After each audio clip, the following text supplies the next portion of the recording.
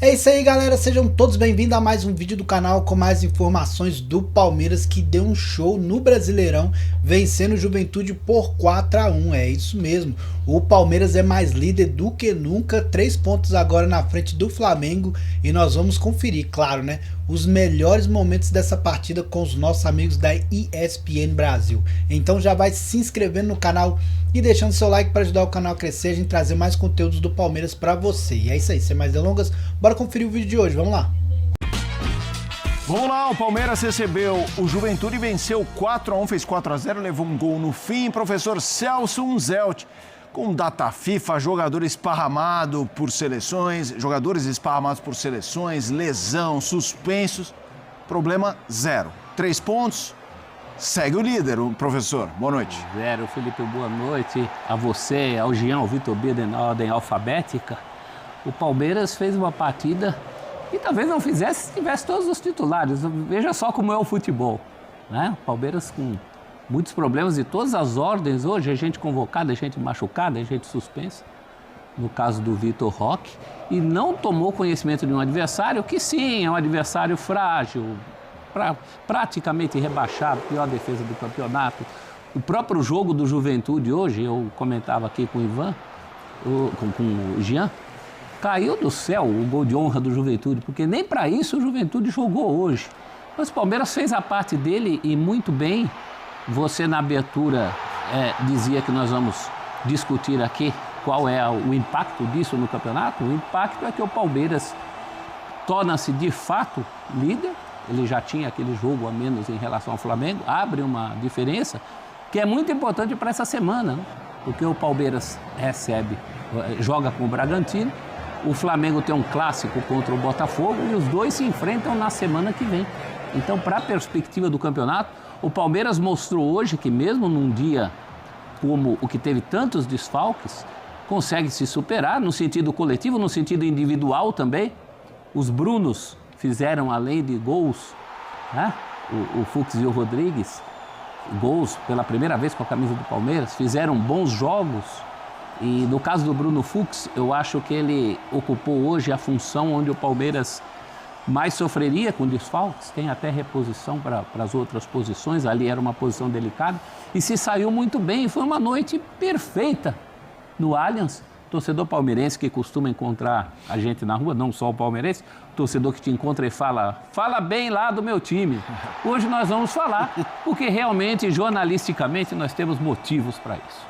Jean Oddi, boa noite. Palmeiras 4-1, um time que tinha desfalques, não, assim, porque não é só um desfalque no sentido de individualidades, de padrão. Quando você tem 11 de forma mais regular jogando e eles deixam de jogar, você pode se surpreender com o resultado. Surpresa zero hoje, meu amigo. Pois é, boa noite, Felipe, boa noite a todos. Eu acho que assim, óbvio que o Palmeiras, em geral, será favorito contra o Juventude, ainda mais com o Palmeiras jogando em casa. Óbvio que o Palmeiras seria muito favorito com o seu time titular. Sim. Mas para mim o que a gente viu em campo hoje foi surpreendente, justamente pelo que você disse. Assim, acho que estamos falando de 10 desfalques, né? E não são 10 desfalques que você força a barra para contar 10 desfalques. Tudo bem, talvez o forçar a barra seja incluir o Paulinho entre esses desfalques, né? Sim. Porque aí talvez seja forçar a barra. Mas tirando isso, são jogadores que vinham atuando, a maioria como titulares, então era um Palmeiras muito modificado, e quando eu digo que é surpresa, não pelo resultado, mas pela atuação realmente, porque foi um Palmeiras que jogou muito bem, jogou em altíssimo nível. Acho que o placar reflete o que foi o jogo, né? Ainda que o Palmeiras depois das mudanças tenha baixado um pouco o seu ritmo, e também é normal, então acho que foi um grande jogo, e é difícil até a gente apontar o destaque individual. É claro que, como história, o Bruno Rodrigues é o grande destaque do jogo, porque é uma história que emociona mesmo, e a cena dele beijando os joelhos ali, acho que, de alguma maneira, simboliza isso melhor do que qualquer outra coisa. Mas melhor em campo é assim, você tem o Andrés num altíssimo nível, você teve o Fux num altíssimo nível, o Veiga voltando a ser o velho Rafael Veiga, então foram vários jogadores atuando em alto nível, mesmo com o Palmeiras muito desfalcado.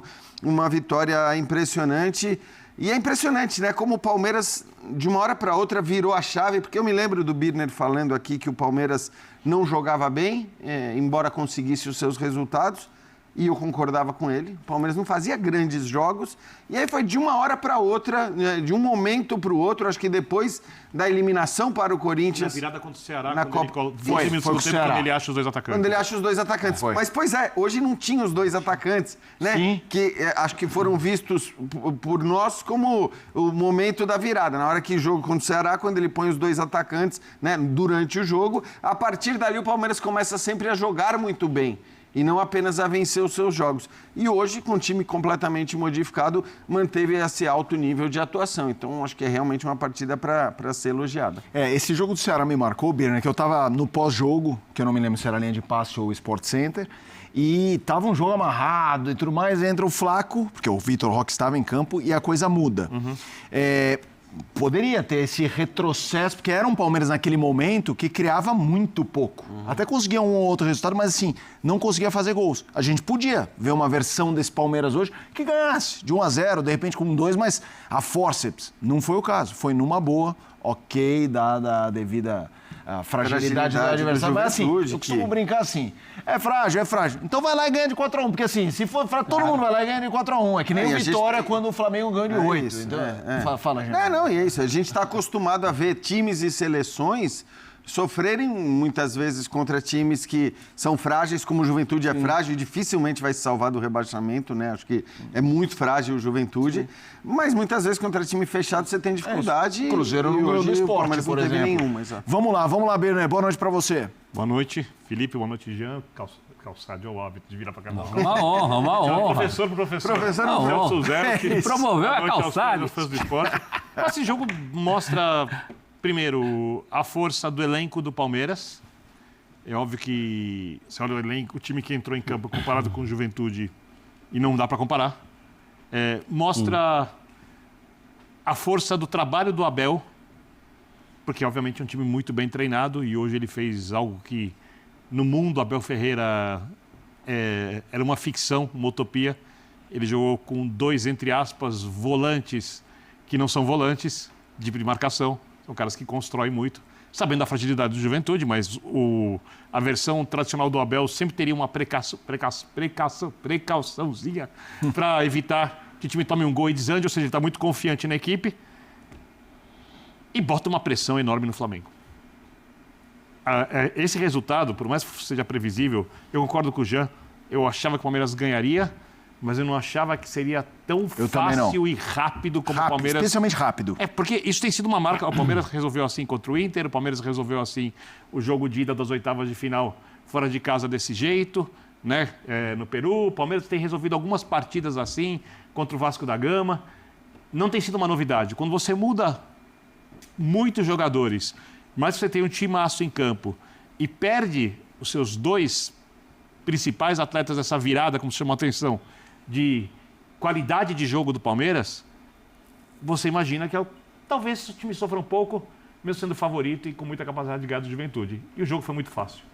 Foi muito fácil, o Palmeiras tem um elenco muito forte, foi muito fácil porque o trabalho do Abel é muito bom, e foi muito fácil também porque quando um time vem nessa fase que o Palmeiras vem, os jogadores bons ficam ótimos, os razoáveis ficam bons, todo mundo fica inspirado. Sim. E os portões da vitória se abrem com muita facilidade. Aí é que tá. A dupla Flaco Roque não estava em campo, mas o espírito já era outro, completamente diferente da fase anterior à descoberta da dupla de ataque. Nós falávamos que o Palmeiras jogava mal e que o elenco podia render mais antes do jogo contra o Ceará, mas certamente os jogadores também sabiam disso. Claro. Eles sabem que eles podem normal mais, que fosse assim, né, Birner? Eu acho que essa é a questão também. Porque aquela insanidade de pedir troca de técnico, de chamar o técnico de pardal e tudo mais, num momento em que o time passava e ainda passa, de certa forma, por uma reformulação considerável com a chegada de tantos jogadores importantes, assim, era fato de que o elenco jogava menos do que ele podia jogar, mas também era normal que fosse assim. Não vou dizer que era óbvio que obrigatoriamente seria assim, porque muitas vezes a gente já viu no futebol elencos se encaixarem, jogadores se encaixarem muito rapidamente, mas assim, o normal era isso. O normal é você contrata os caras vão se integrando ao time e aos poucos você começa a ter o melhor futebol. Então, assim, eu acho que a gente está muito acostumado, claro, a cobrar resultados imediatos, porque se esses resultados imediatos não chegam, o técnico é demitido, e talvez no caso do Palmeiras isso só não tenha acontecido porque era o Abel Ferreira, né, que tem um crédito absurdo, mas acho que assim, estava tudo dentro da normalidade. Hoje o Palmeiras joga um grande futebol, não tem o melhor elenco para mim segue sendo o do Flamengo, mas como o Birner disse, acho que você olha para a atuação que o Palmeiras faz hoje, com 10 desfalques importantes, porque não tem nenhum desfalque pequeno, desfalque que... o Sousa, vai... O Sousa até pouco tempo ele era titular. Quando ele fez o gol da vitória. Ele fez o gol da vitória contra o São Paulo. Então, assim, eu acho que é importante dizer isso. Os 10 desfalques são 10 desfalques significativos, relevantes. E claro que isso mostra a força de um elenco que é também um elenco muito forte. Quando você olha só claro, fica à vontade, Birner. A força de construção do Palmeiras contra um time que, obviamente, ia construir pouco. E aí eu tô falando do dedo do treinador. Quando você vê Veiga e Andreas Pereira, entre aspas, volantes no jogo, porque na verdade o Palmeiras teve muito mais domínio e controle, podendo construir o jogo. Quando você olha o Maurício e o Felipe Anderson, o Maurício no começo do ano era o melhor jogador do time, né? Então, você está falando de um jogador que vai ter fases durante a temporada muito boas. O Felipe Anderson jogando como um falso 9 naquele começo do ano. Como um falso 9, bem lembrado.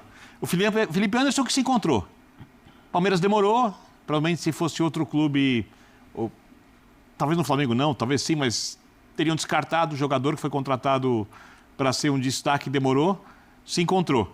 Você vê esses 4 jogadores, mais com alas, principalmente na esquerda, o Piquerez é muito bom jogador na construção, você vê que é um time tecnicamente muito forte. Mas o treinador podia ser conservador, o treinador poderia jogar jogar num 4-2-3-1, por exemplo, jogar com um meia atrás do atacante, não ter o meio campo tão construtor. Ele fez um jogo com a ideia de que o Palmeiras conseguiria se impor muito, pressionando o Juventude e tornando o jogo incômodo. E o Palmeiras fez exatamente isso. E tem uma outra coisa, uma formação que não está acostumada a jogar junto.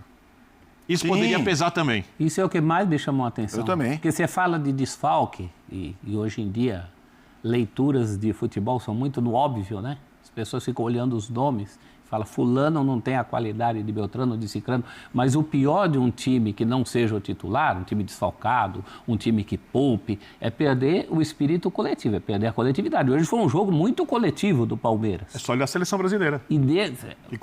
Pois é, você precisa desse coletivo. E me chama a atenção também em relação à fase em que as coisas não estavam bem, e todo mundo sabia por que as coisas não estavam bem. O Palmeiras não conseguia botar a bola para dentro também porque não tinha esse repertório que está mostrando agora. A gente falou muito tempo num Palmeiras muito dependente do Estevão. A gente não tinha esse jogo pelos lados, que hoje o Palmeiras teve jogo pelos dois lados. Né? Teve volante que não era volante, teve zagueiro que fazia papel de volante, tem muito da mão do técnico, que é alguém, você falou de jogadores que em outros clubes talvez tivessem ido embora, o Abel nunca desiste de ninguém por motivos técnicos. Isso é verdade. Ele desistiu de outros jogadores aí atrás, por motivos outros, inclusive jogadores muito bons tecnicamente. Comportamentais, em geral. Comportamental.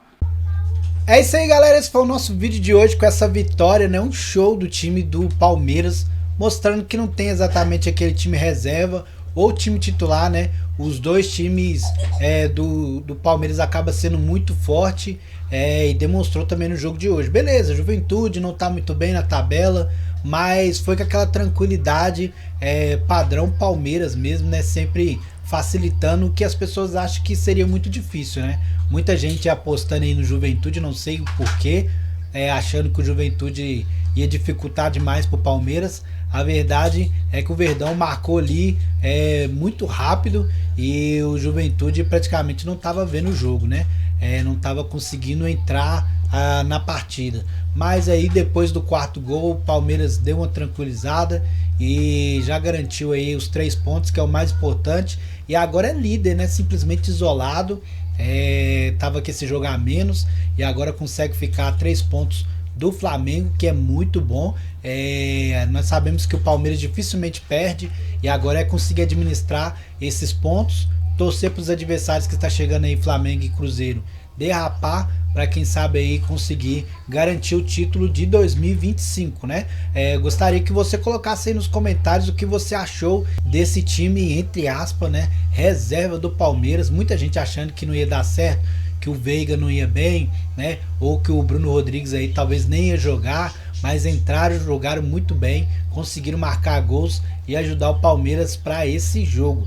Você tá acreditando aí nesse título do Brasileirão 2025 para o Palmeiras? Será que ainda é muito cedo para poder apostar e acreditar que realmente o Verdão tem a capacidade para conseguir levar esse título nessa temporada? Gostaria que você deixasse aí sua opinião nos comentários. Não se esqueça, dá aquela moral, se inscreve no canal, deixa o like e é isso, né? Até o próximo vídeo, valeu, fui!